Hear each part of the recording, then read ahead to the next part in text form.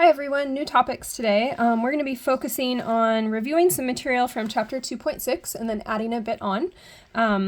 Remember we learned about ionic bonds, covalent bonds, and covalent compounds. And we're going to be focusing on the covalent bonds and compounds, or another word you'll hear me use is molecular compounds or molecules. Those contain covalent bonds. So before we jump into those, I want to introduce very briefly a new topic. A new vocabulary word, which is valence electrons. We'll be learning more about these in chapter 6, so you'll just kind of have to take my word for some of this today. So if we can come back to our periodic table, do you remember there were patterns to the charges, +1, +2, +3? Well, there's also related patterns to something called valence electrons, which are our outermost electrons in an atom. And so group 1, we're going to see always has one valence electron, all of those elements.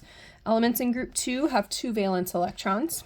We're going to skip over transition metals for the time being, just like we did with charges, and jump here. 3 valence electrons, 4, 5, 6, 7, 8. With our first period being an exception to this pattern. Okay, so let's zoom in a little bit more, leaving out those transition metals. So there would be transition metals here. And again, we said that elements in group 1, 1 valence electron, 2, 3, 4, 5, 6, 7, 8. And these little sketches here can help us see, even if we don't totally understand it all yet, see those valence electrons. So we mean the outermost shell, and we'll be learning more about that in chapter 6, those energy levels, okay, which we're representing with circles here. Not a perfect model, but close enough. So 1 valence electron, here's my outer shell, there's only one. Notice the 1 dot there. In lithium, here's my outer shell. Notice 1 dot there. If I think about lithium, lithium has an atomic number of 3. And so it has, in this neutral atom, 3 protons, 3 electrons.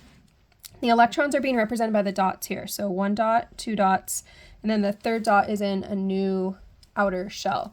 And so only one of those 3 electrons is in the outer shell. So we would say it only has 1 valence electron. Now, a shortcut way to draw that, instead of with circles, would be to say the symbol Li with 1 valence electron. Okay, and I could put that wherever I wanted. I could say 1 valence electron or 1 valence electron.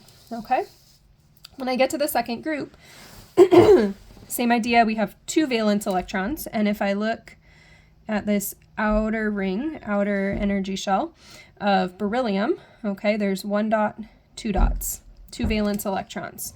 So I could draw that in a few ways, but the most typical you'll see is beryllium, with 2 valence electrons.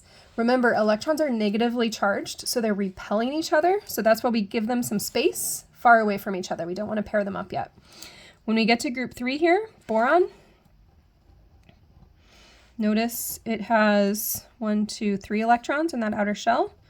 Let's say 1, 2, 3, and we can imagine that each element has 4 regions where electrons can go. So for example, when I get to carbon, notice this outer shell has 4 valence electrons. There's 1, 2, 3, 4 sides to the carbon where I can put electrons. And what I'm drawing here, these are called Lewis dot diagrams or Lewis dot symbols, okay? Nitrogen, now we can see in this picture here, there's a pair, right? But we want to think about them this way. Nitrogen's first 4 valence electrons out of 5 go separately. And then there, or I could do 1, 2, 3, 4, and a pair here. It doesn't really matter where I put the pair as long as I have a pair and 3 unpaired. Okay, oxygen, continuing. Now I have 6 valence electrons. So let's go 1, 2, 3, 4, and then pick any 2 to pair. 1, 2, okay. Fluorine and everything in this group or column.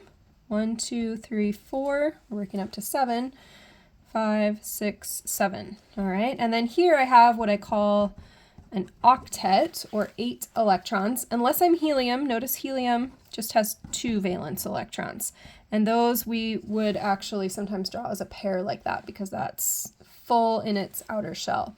But let's say neon. 1, 2, 3, 4, 5, 6, 7, 8. So that has an octet, and that is, in general, for a lot of our elements, they're trying to get to that stable 8 electron outermost shell. So the shortcut is element in group 1, 1 valence electron. Element in group 2, 2, 3, 4, 5, 6, 7, 8. And we'll go on to use those to draw some Lewis structures next.